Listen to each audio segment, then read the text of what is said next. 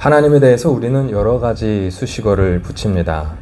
공의의 하나님, 정의의 하나님, 자비의 하나님, 사랑의 하나님, 왕이신 하나님, 재판관이신 하나님, 부모이신 하나님, 목자이신 하나님, 구원자이신 하나님 등이 그 수식어들입니다. 그런데 이 모든 고백을 아우르는 고백을 하나 택하라면 우리는 언약의 하나님을 택할 수 있습니다. 이 언약이라는 의미에 앞서 말씀드린 의미들이 함께 들어있기 때문입니다. 그만큼 이 언약의 의미는 우리 신앙에서 많은 의미를 아우르는 중요한 것이라고 할 수 있습니다. 그렇게 오늘은 성경에 나오는 이 언약의 의미에 대해서 함께 말씀을 나누고자 합니다. 오늘은 그 많은 의미를 다 다룰 수는 없고요. 그 중에 3가지 의미를 함께 나누고자 합니다. 오늘 함께 나눌 언약의 의미 중 첫 번째는 이 언약 속에 들어있는 하나님에 대한 고백입니다. 하나님은 공의의 하나님이시자 동시에 사랑의 하나님이시라는 것이 바로 그 고백입니다. 언약의 하나님에 대한 고백은 이 2가지 고백을 함께 담고 있습니다. 저는 어릴 적에 하나님은 어떻게 생기셨을까 이런 의문을 품곤 했습니다. 흰 수염을 늘어뜨린 채 긴 옷을 입고 번쩍거리는 지휘봉을 휘두르고 계실까? 아니면 형상으로 보이지 않아서 바람과 같은 그런 모습일까? 이런 생각들을 하곤 했습니다. 하나님이 어떤 모습을 하고 계시는지 정말 어린 마음에 궁금했던 것입니다. 그리고 그 목소리가 어떨지도 궁금했습니다. 이러한 의문은 나중에 하나님의 성품이나 성향에 대한 궁금증으로 바뀌었습니다. 하나님은 어떤 성격과 어떤 성품을 가진 분이실까? 하나님은 모든 피조물들의 왕이셔서 그들을 효율적으로 잘 다스려야 되기 때문에 무척 엄격한 분이시지는 않을까? 아니면 하나님은 무엇이든 용서하고 사랑하는 아버지나 어머니 같은 분이시지 않을까? 이런 생각을 했던 것이죠. 여러분도 이런 의문을 품으신 적이 있으실 것입니다. 하나님이 과연 구체적으로 어떤 성격과 어떤 성품을 가지고 계신지 궁금하셨던 적이 있으실 것입니다. 그리고 그 궁금증은 지금도 확실하게 해결되지 않은 채 지속되고 있을 것입니다. 지금도 매우 궁금하지만 우리가 그분의 나라에 들어가기 전까지 우리는 아마 지금처럼 계속 어느 정도 궁금할 수밖에 없을 것입니다. 왜냐하면 하나님을 온전히 알기에는 우리 경험의 양과 이성의 힘이 매우 빈약하기 때문입니다. 우리는 하나님에 대해 알려고 할수록 하나님이 계시해 주신 것, 알려주신 것 외에는 우리가 확실히 아는 것은 그렇게 많지 않다는 것을 확인하게 될 뿐입니다. 왜일까요? 우리가 누군가를 처음 알아갈 때 과정을 생각해 보면 이것이 왜 어려운지 쉽게 알아차릴 수 있습니다. 우리는 누군가를 알아갈 때 직접 만나서 함께 식사하기도 하고 차 마시기도 하고 대화하면서 그 사람을 알아갑니다. 직접 만나서 눈을 바라보고 대화하면서 그 사람의 취향과 성격, 가치관 등을 파악하게 됩니다. 그런데 우리는 하나님을 그런 방식으로 알아갈 수는 없습니다. 하나님은 영이시기 때문에 우리가 여느 사람 만나듯이 그렇게 만날 수 있는 분은 아닙니다. 우리가 누군가와 만날 때는 전화해서 약속을 잡고 약속 장소에서 만나서 무엇인가를 함께 하면서 서로의 취미에 대해서 대화도 나누고 정치에 대한 견해를 나눌 수도 있습니다. 하지만 우리는 하나님을 그런 방식으로 만날 수는 없습니다. 그분은 초월자이시기 때문에 어떤 형상에 붙잡혀 있지 않으시기 때문이죠.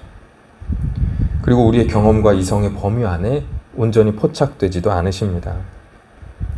우리가 이 물리적 세계 안에 있는 한 이 세계를 초월해 계신 분을 그분과 같은 눈높이에서 만나는 것은 어려운 일인 것입니다. 그렇다면 우리는 무엇을 통하여 하나님을 알아갈 수 있을까요? 여러 가지 방식이 있지만 가장 기본적이고 또 안전한 방식은 성경을 통해 하나님에 대해서 알아가는 것입니다. 왜냐하면 성경은 하나님을 만난 사람들의 체험과 증언이 적힌 책이자 오늘날 나에게 말씀하고 계시는 하나님의 말씀이 적힌 책이기 때문입니다.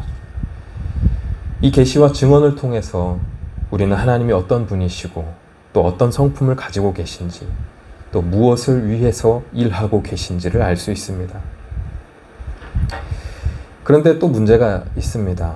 성경에 나오는 하나님의 이미지가 매우 다양하기 때문에 우리는 하나님을 하나의 성품으로만 국한하여 이해하기가 어렵다는 점입니다.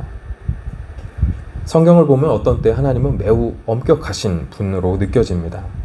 심지어는 매우 냉정하다는 생각까지 들 정도로 사적인 면을 잘 찾아볼 수 없는 매우 공적이신 분이라는 것을 알 수 있습니다. 이럴 때 하나님은 우리에게 왕이나 판사 같은 분으로 느껴집니다. 또 어떤 때는 어떠한 죄를 지었더라도 회개하는 모든 이들에게 은혜와 사랑으로 다가오시는, 그리고 우리의 죄를 덮어주시는 매우 따뜻하고도 사적이신 분으로 느껴집니다. 이럴 때 하나님의 이미지는 가족과 같은 분, 특히 부모와 같은 분으로 우리에게 다가옵니다. 이 중에 어느 것이 진짜 하나님의 참된 이미지일까요? 하나님은 판사 같은 분이실까요? 아니면 부모와 같은 분이실까요? 여러분은 어떻게 느끼십니까? 더 큰 문제는 이 차이에 따라서 우리가 취하게 되는 하나님에 대한 태도도 달라지게 된다는 점입니다. 우리는 하나님 앞에 나아갈 때 왕 앞에 선 자로서 나아가야 할까요? 아니면 부모님을 만나는 자녀로서 나아가야 할까요? 우리는 엄격한 판사와 같은 왕 앞에서 떨어야 할까요? 아니면 무엇이든 다 받아주시고 용서해 주시는 부모 앞에서 마음 편히 있어야 할까요? 어떻게 하는 것이 맞는 것일까요? 이 두 가지에 상이하게 보이는 하나님의 이미지가 어떻게 성경 안에서 조화되고 있을까요? 오늘 읽은 말씀 중 구약에 해당되는 첫 번째 본문인 신명기 5장을 보도록 하겠습니다. 하나님의 말씀에 따라 도피성을 세운 모세는 이제 하나님께서 호렙산에서 말씀하신 10계명을 이스라엘 백성에게 전하게 됩니다. 이것은 언약으로서의 계명이었습니다. 하나님의 사람들로서 이러한 계명을 지키면 하나님이 곧 그들을 책임져 주시는 왕이자 부모로서 함께 하겠다는 언약이었습니다. 이 언약을 통해 이스라엘 백성들은 하나님의 뜻을 자신들의 삶에 구체적으로 적용할 수 있는 규칙을 갖게 되었습니다. 그런데 하나님께서는 왜 이러한 언약을 이스라엘 백성들과 맺으신 것일까요? 그 이유는 우리 하나님이 공의의 하나님이면서 동시에 사랑의 하나님이시기 때문입니다. 즉 하나님은 왕이심과 동시에 부모이시기 때문입니다. 성경에 나타나는 하나님에 대한 이미지는 크게 이렇게 두 가지로 나눠질 수 있습니다. 바로 공의의 하나님과 사랑의 하나님입니다. 얼핏 보면 이 두 이미지는 상반되는 것 같은 느낌을 줍니다. 공의의 하나님은 하나님 나라의 법과 계명으로 우리를 엄히 심판하시는 하나님의 이미지를 우리에게 줍니다. 사랑의 하나님은 우리를 한없이 사랑하셔서 끊임없이 참으시고 용서하시는 하나님의 이미지를 줍니다. 이 두 이미지는 얼핏 생각할 때 잘 어울릴 것 같지 않아 보입니다. 그러나 성경 안에서 하나님의 이 두 이미지는 하나의 고백으로 묶일 수 있습니다. 그것을 가능케 해주는 고백이 바로 오늘 본문에서 볼 수 있는 언약의 하나님입니다. 신구약을 통틀어 공의와 사랑의 의미와 그 이미지를 꿰뚫는 하나님에 대한 고백이 바로 이 언약의 하나님인 것입니다. 우리의 하나님은 언약을 맺으시고 우리를 위해 그것을 신실하게 지키시는 분이십니다. 그리고 동시에 하나님은 우리를 또 사랑으로 바로 세우기를 원하십니다.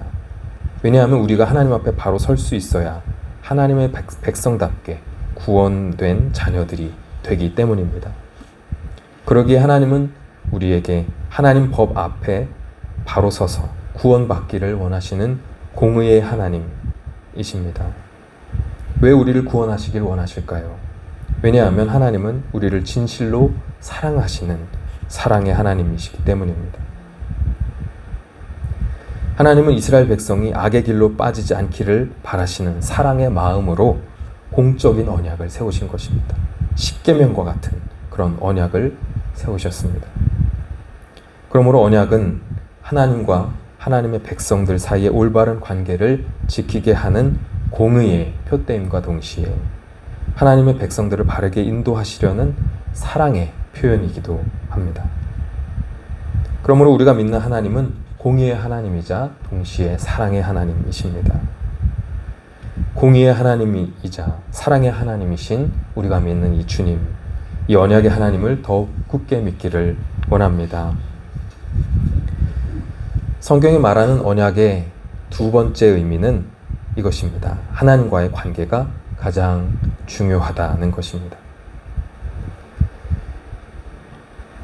하나님과의 언약에서 그 대표격이 되는 십계명, 하나님은 이 십계명을 말씀하시면서 먼저 다른 신들을 섬기지 말고 그것들을 위한 우상을 만들지 말라고 말씀하셨습니다. 그리고 하나님의 이름을 망령되이 일컫지 말라고 말씀하셨습니다. 이 계명들은 하나님과의 관계를 바로 세우는 계명들입니다.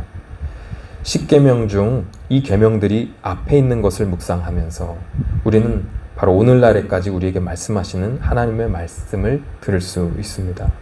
그것은 하나님과의 관계가 바로 되어야 다른 것들이 바로 될 수 있다는 교훈입니다. 사람에 대한 도덕적 계명 이전에 하나님에 대한 계명의 실천이 앞서 나오는 이유도 이와 관계가 있는 것으로 보입니다. 하나님과의 관계가 바로 되지 않는다면 우리의 뿌리 속까지 침투해 있는 근본적인 죄의 문제를 제대로 해결하지 못한 채 자칫 외형적인 문제들만 해결하려 들기 때문입니다. 이러한 문제를 깨닫지 못하는 몇몇 사람들은 말합니다. 종교가 굳이 필요한가? 우리의 성품을 잘 다스려서 착하게 살면 되지 않는가?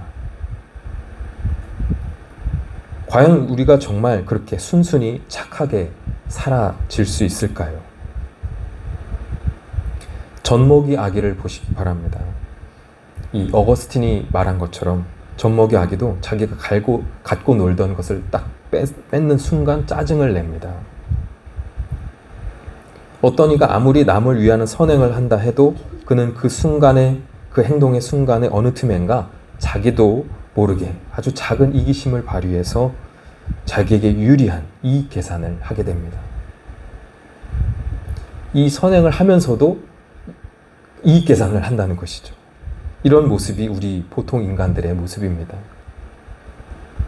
이것을 파고든 학자들도 있습니다. 몇몇 현대 생물학자들은 착해 보이는 인간의 행동 역시 이기적인 유전자의 본능에 의해 교묘하게 포장된 행위일 뿐이라고 말하기도 합니다. 인간의 모든 행동이 태생적으로 이기적인 이 유전자의 영향 아래에 있다고 말합니다. 이러한 그들의 주장과 비슷하게도 우리는 나면서부터 죄인입니다. 죄인인 우리의 모든 생각과 언행은 순결하다고 할 수 없습니다. 뿌리가 썩어 있는 나무는 열매를 맺을 수 없습니다. 그 나무가 열매를 맺었다면 그 열매는 건강하지 못한 열매입니다. 아무리 모든 것이 겉으로 깨끗해 보이고 정결해 보인다 하더라도 그 뿌리가 썩어 있으면 그 나무는 건강하지 못한 나무이며 건강하지 못한 열매입니다. 성경은 인간의 본성을 뿌리부터 썩어 있는 나무와 같은 것으로 보고 있습니다. 그렇기 때문에 인간이 겉으로 무엇인가를 한다 하더라도 그것이 정결치 못한 것이라고 진단을 내리고 있는 것이죠. 그것을 성경은 원죄로서 우리에게 알려주고 있습니다. 이러한 우리 존재의 뿌리를 정결하게 해주시는 분이 바로 하나님이십니다. 그것이 우리의 고백입니다. 그러기에 십계명은 오늘날도 우리에게 하나님과의 관계를 먼저 바로 하라고 말하고 있는 것입니다. 그것이 사랑과 공의의 하나님께 응답하는 제대로 된 출발점에 서게 되는 길이기 때문입니다. 언약의 하나님 앞에서 그분의 구원과 언약 안에 들어가기 위해서 우리는 하나님과의 관계를 회복하는 것을 삶의 우선순위에 놓아야 합니다. 그러므로 우리 신앙생활에서 하나님과의 관계의 회복을 항상 이 우선순위에 두기를 원합니다. 하나님과의 관계가 바로 될 때 다른 것들이 바로 될 줄 믿습니다. 그렇다면 하나님과의 관계가 회복되는 것은 구체적으로 어떻게 하는 것일까요? 이것에 대한 답은 다음에 나오는 세 번째 의미, 언약의 세 번째 의미 속에 들어 있습니다. 성경이 말하는 언약의 세 번째 의미는 하나님을 삶의 목적으로 삼아라입니다. 하나님이 우리를 목적으로 대해 주셨듯이 우리 역시 하나님을 우리 삶의 목적으로 대해 드려야 합니다. 이것이 오늘 선포하는 언약의 세 번째 의미입니다. 하나님과의 관계에 대한 성경의 계명들은 다음과 같은 말로 요약될 수 있습니다. 하나님을 내 삶의 수단으로 삼지 말고 삶의 목적으로 삼아라 라는 것입니다. 왜냐하면 하나님도 당신의 자녀들과 맺으신 언약 안에서 우리를 목적으로 대하시기 때문입니다. 우리를 하나님의 어떤 다른 수단으로 사용하시는 분이 아니고 우리를 당신의 목적으로 삼으시는 분이시기 때문입니다. 우리를 위한 것을 그분의 목적으로 삼아서 일하고 계신 분이십니다. 부모는 자녀를 자신의 수단으로 대하지 않고 삶의 목적으로 대합니다. 부모는 자녀를 키우면서 저 자녀가 나에게 어떤 이익을 가져다 줄까? 이렇게 계산하지 않습니다. 부모는 자녀를 키우면서 저 녀석을 나중에 어떻게 써먹어서 이익을 만들어낼까? 이렇게 생각하지 않습니다. 자녀를 도구처럼 대하지 않는다는 것입니다. 오히려 부모는 자녀를 위해 자신의 목숨까지도 바칩니다. 왜냐하면 자녀는 부모에게 삶의 목적과도 같은 존재이기 때문입니다. 우리를 목적 삼으실 만큼 목숨을 건 하나님의 언약이 구약시대를 지나서 신약시대로 왔을 때 하나의 중요한 사건이 일어났습니다. 그것은 세상을 향한 하나님의 사랑이 정말 극에 달한 사건이었습니다. 이 사랑이 극에 달한 사건이 무엇입니까? 하나님의 아들 예수님이 이 땅에 오신 것이죠. 왜 예수님이 이 땅에 오셨을까요? 요한복음 3장 16절에 보면 하나님이 세상을 사랑하셨기 때문이라고 기록되어 있습니다. 하나님이 예수님을 이 땅에 보내신 까닭은 바로 우리를 사랑하셔서 그분의 십자가 희생을 통해 우리와 새로운 언약을 맺기 위해서였습니다. 그렇게까지 하신 이유는 하나님이 우리를 당신의 목적으로 삼으셨기 때문입니다. 아까 언급했듯이 언약은 하나님과 백성들 사이의 올바른 관계를 지키게 하는 공의의 표대임과 동시에 하나님의 백성들을 바르게 인도하시려는 사랑의 표현입니다. 그래서 하나님은 당신의 백성들을 사랑하셔서 그들과의 관계를 지키기 위해 그리고 그들을 바른 길로 인도하여 구원하시기 위해서 당신의 아들을 이 땅에 보내셨습니다. 이 아들을 통해 새로운 언약을 맺으셔서 죄의 늪에 빠진 당신의 백성들이 살 길을 열어주셨습니다.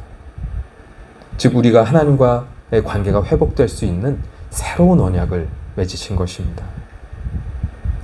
하나님은 이렇게 우리를 목적으로 대해 주십니다.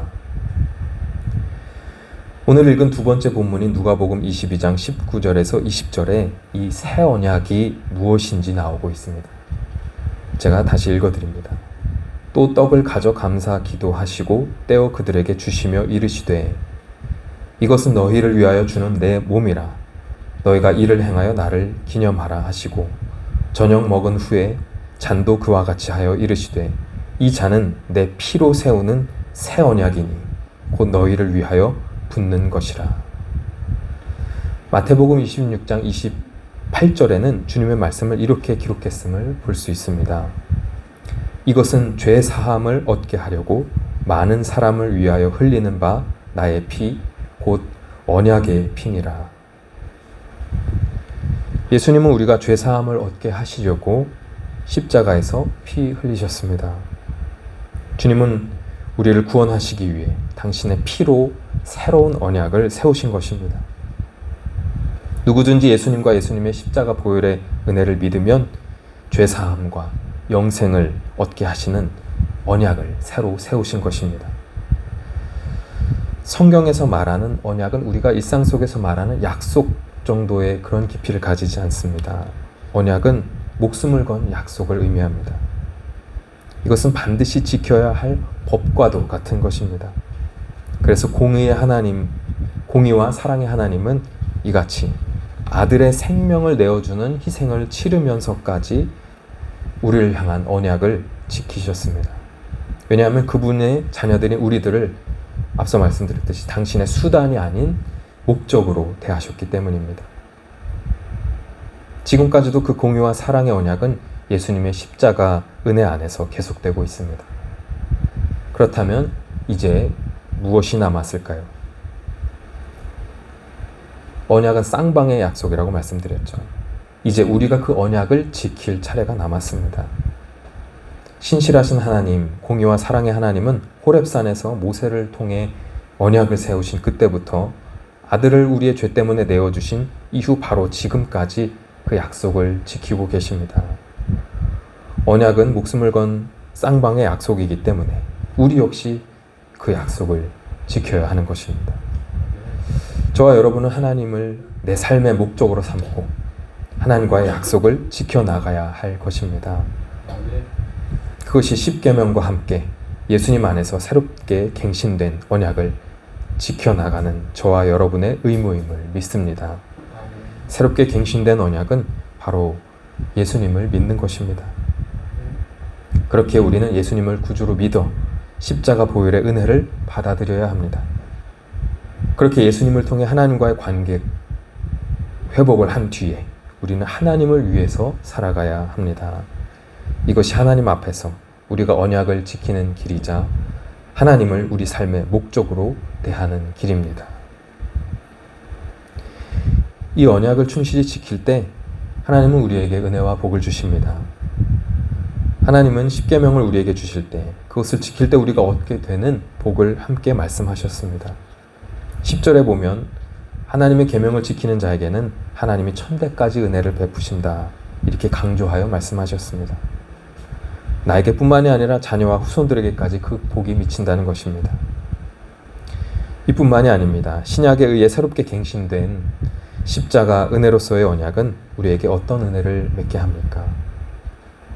하나님 앞에 담대히 나아갈 수 있게 해주는 것과 동시에 바로 천국 백성으로서의 영생의 삶을 살게 해줍니다. 이것이야말로 복 중의 복, 최고의 복이라고 할 수 있습니다.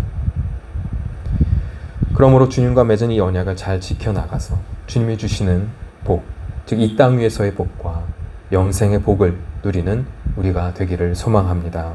아멘. 오늘 함께 나눈 이 언약의 세 가지 의미를 함께 다시 정리해 보겠습니다. 언약의 첫 번째 의미는 하나님은 공의의 하나님이자 사랑의 하나님이시라는 것입니다. 두 번째 의미는 하나님과의 관계가 가장 중요하다는 것입니다. 세 번째 의미는 하나님을 삶의 목적으로 삼아라라는 것입니다. 이 세 가지 메시지를 마음에 담고 예수님을 통해 하나님과의 관계를 잘 맺어나가는 우리가 되기를 원합니다. 그리고 하나님을 우리 삶의 목적으로 삼아 하나님을 위해 살아가는 천국 백성들이 되기를 소망합니다. 그러므로 하나님과 맺은 언약을 충실하게 지켜 말씀대로 살기 위해 노력합시다. 예수님을 믿고 하나님을 위해 살아가는 우리의 모습이 되기를 소망합니다. 그럴 때 우리는 공의의 하나님이시자 사랑의 하나님이신 이 언약의 하나님을 바로 알고 잘 섬기게 될 것입니다. 오늘 이 아침 신실하게 언약을 지키신 하나님을 묵상하시면서 나 또한 하나님과의 약속을 잘 지켜나갈 것이라는 믿음의 다짐을 하는 여러분이 되시기를 소망합니다. 언약을 지켜나가는 우리의 모습을 보시고 주님이 오늘도 은혜 가운데 살아갈 수 있도록 인도하실 줄 믿습니다. 그러한 복과 은혜를 누리며 살아가는 저와 여러분이 되기를 간절히 축원합니다. 아멘.